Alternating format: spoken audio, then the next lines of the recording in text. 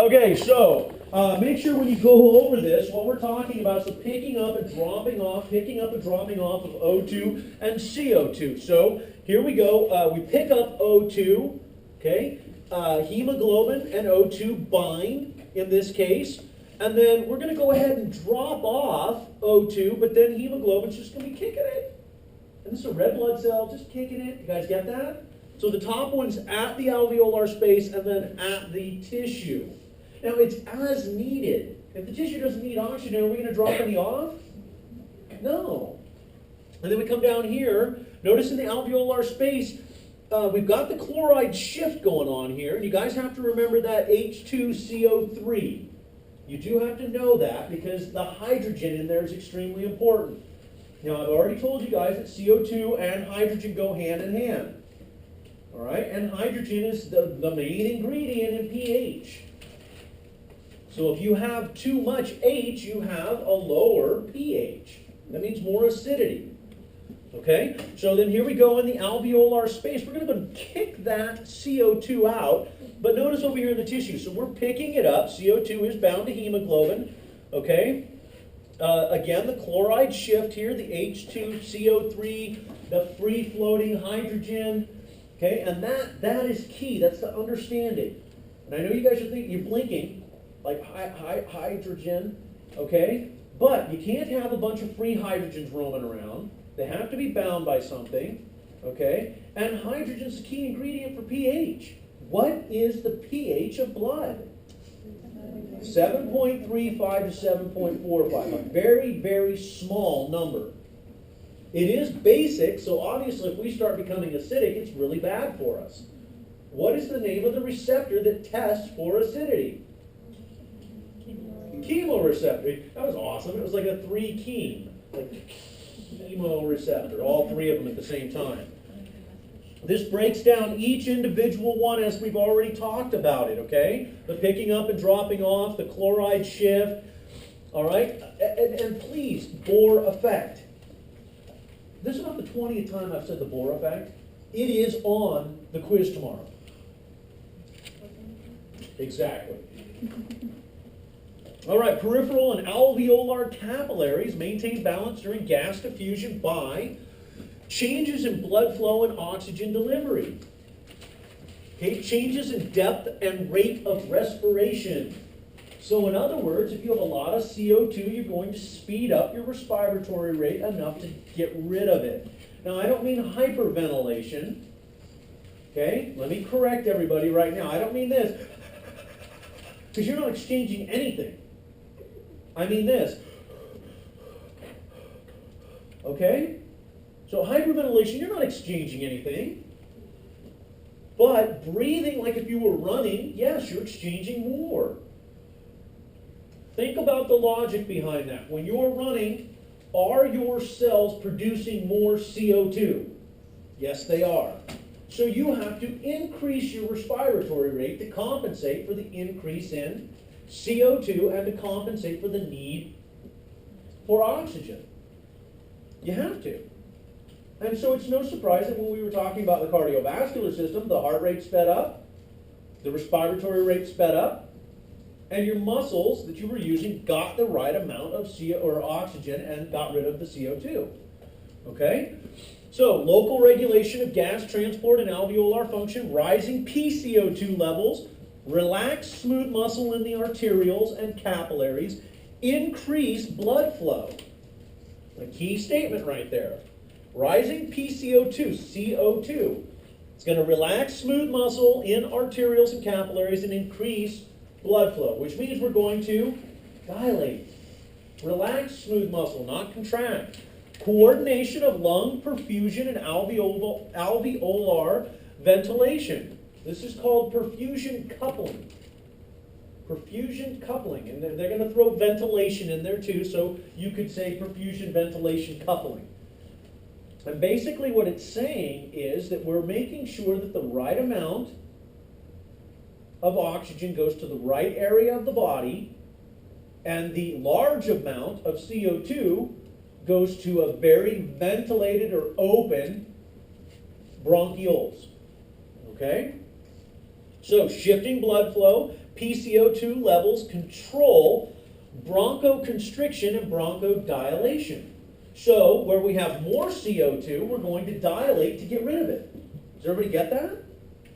Because it would be like me saying, okay, I want everybody, all of you are CO2, but I'm only going to do half a door. What? Yeah, how's everybody going to leave if there's only half a door? Did you guys get that? So yeah, in order for all the CO2 to leave, don't I have to have like 2 or 3 doors?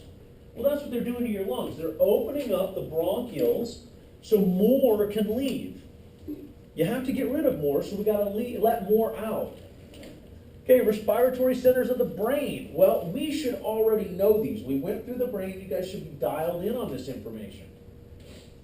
Go ahead. So you said the more we have CO2, Yeah. the more contaminated? Yep, yeah, let me back up a little bit, okay? So rising PCO2 relaxes smooth muscle and arterioles and capillaries, increases blood flow, coordination of lung perfusion and alveolar ventilation, shifting blood flow. So we're moving more blood with more CO2 to a dilated bronchiole to let it out. We're actually regulating where it goes. So brain centers, you should already know this.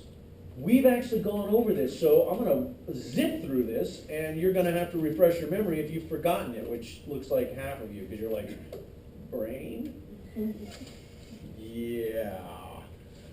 So when oxygen demand rises, cardiac output and respiratory rate increases under neural control. Okay? Have both voluntary and involuntary components. Voluntary, well, guess what? You start breathing heavy. You start breathing heavy. Involuntary, well, yeah, you have no choice. It's going to do it whether you like it or not. And we've already talked about an example on that. So voluntary centers found in the cerebral cortex affect the respiratory centers in the pons and medulla. You guys already know that. This is repetition. So I'm going to skip this. Now, they do break it down to dorsal respiratory group and ventral respiratory group. You need to know which one does what. We covered this in the nervous system, or it should have been covered. Okay, it says it sets the pace for the respirations. DRG, inspiratory centers. VRG, inspiratory and expiratory centers. Okay? Now it says ventral group only, basically only in forced breathing.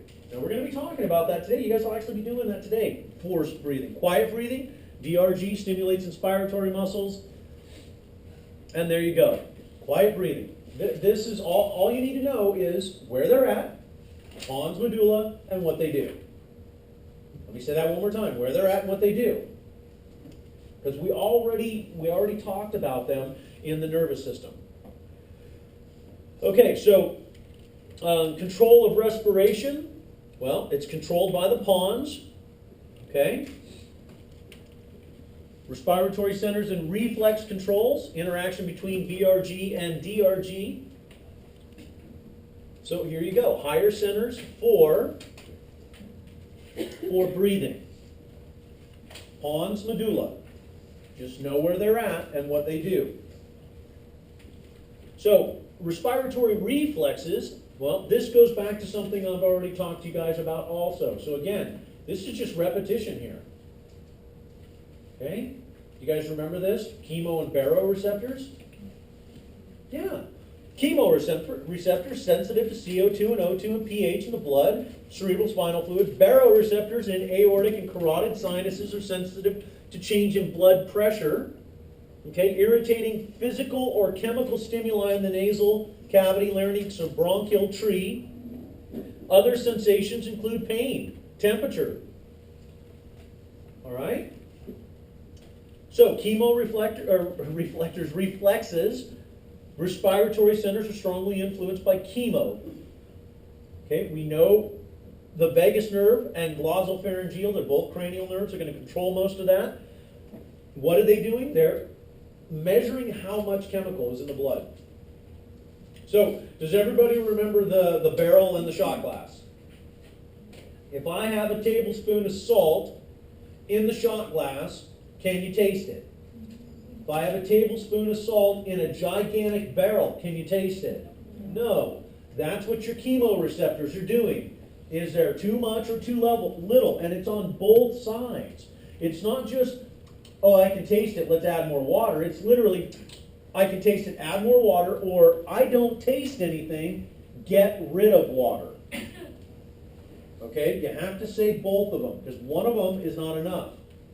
I can taste it, or I can't taste it. You have to do both. We want to be in the middle, and most of everything we've talked about is equilibrium. We even talked about gas exchange for equilibrium. Glossopharyngeal, stimulated by changes in pH and O2. Vagus nerve, aortic body, pH and O2. Okay, chemoreceptors, well, respond to CO2, pH of cerebral spinal fluid. Okay, chemoreceptor stimulation lead to increased depth and respiration, is subject to adaptation. But let me tell you this right now, CO2 and pH, the right here, right now, is done by the lungs. What's the long term? Kidneys, fantastic, thank you. Yeah, the kidneys is long term. The right here, right now, is the lungs. Kidneys is long term. How about blood pressure? The right here, right now is the brain controlling the heart and the vessels. The long term is kidneys. Kidneys control fluid, control chemicals. Yeah, everything that's long-term regulation is kidneys. Everything that's short is the brain and its respective organ. So, brain, heart, and vessels, brain, lungs. Okay? Long-term, it's all about the kidneys. So, hypercapnia, an increase in arterial PCO2, stimulates chemoreceptors in the medulla, restores homeostasis. We cannot have large amounts of CO2 or decrease in pH. Hypoventilation is a common cause of hypercapnia. Abnormally low respiratory rate allows CO2 to build up. Didn't I say if you're not getting rid of it? I use the example of holding your breath, because that's actually logical. You guys think about it, right? Are you holding CO2 in? Yeah, you are. Okay, and this is just walking you through the process. How do we regulate breathing? Okay? So it goes the other way also. If you have too much CO2, we speed up respiration. If you have too little CO2, what do? Slow it down.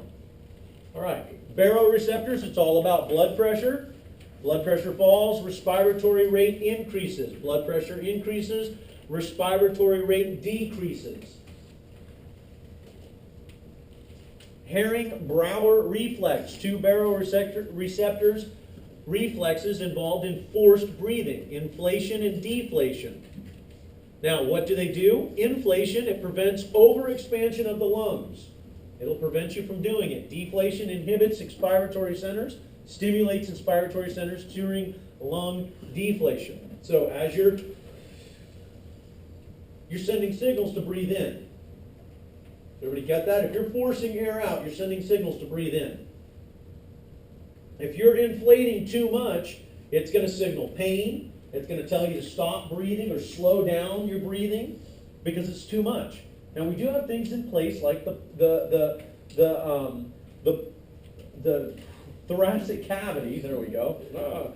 We have the thoracic cavity and the coverings of the lungs, right? The serous membrane, okay, or the pleural membrane, in this case, pleural membrane, which is a serous membrane, okay? So, protective reflexes, well, triggered by receptors in epithelium of the respiratory tract when lungs are exposed to toxic vapors, chemical irritants, mechanical stimulation, cause sneezing, coughing, and laryngeal spasms. All right? Apnea, suspended respiration. Laryngeal spasm temporarily closes the airway to prevent anything from getting in. Voluntary control. Well, guess what? We do have control over our respiratory system. It says strong emotions can stimulate respiratory centers in the hypothalamus Emotional stress can activate sympathetic and parasympathetic divisions of the yes.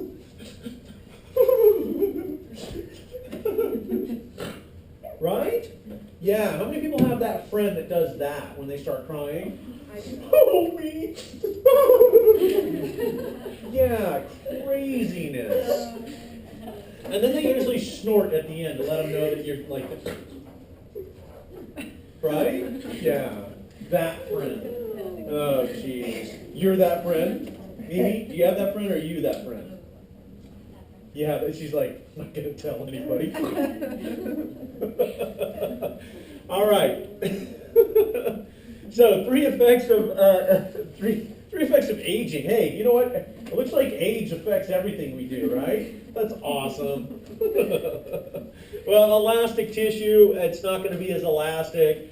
Arthritic changes, emphysema, over 50. You know, you never heard about these changes affecting that gal that was 80 years old who ran marathons all the time. Never heard these things affecting her. Why?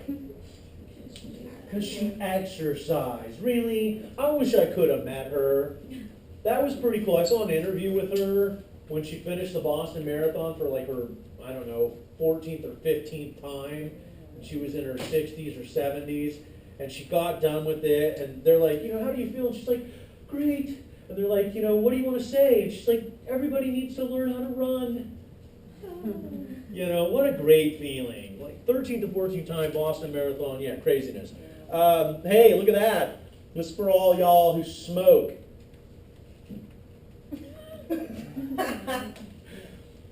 It says stop. I know it says ED, stop, but stop. Give them bad boys a chance to recover. Show them some love. I like how they do this. Regular smoker, never smoked, stop smoking. Wow. They do hit the disability line though. Okay? But how about the people that stopped at 65? That's straight down on the death line. So keep smoking when you're 65. All right? The death line. Fantastic. Now, respiratory activity maintaining homeostatic O2 and CO2 levels. Peripheral tissues requires coordination between several systems. Well, obviously, we talked about the cardiovascular system needing to be there to circulate CO2 and O2. Nothing crazy going on there, to circulate CO2 and O2. And that's what they're talking about, right? Doesn't blood go from the heart to the lungs, picks up O2, drops off CO2, then circulates out to the systemic circuit, drops off O2, and picks up CO2. Coordination, well, this improves efficiency of gas exchange by controlling lung perfusion. Okay, increases respiratory drive through chemoreceptor stimulation. Okay, raises cardiac output and blood flow through baroreceptor stimulation. And then there's that happy person. That's not you? Oh, No, oh, it's I'm not smiling. no, Oh, I'm okay. not now. All right, so done. Kerpow. That was the respiratory system. So please take a moment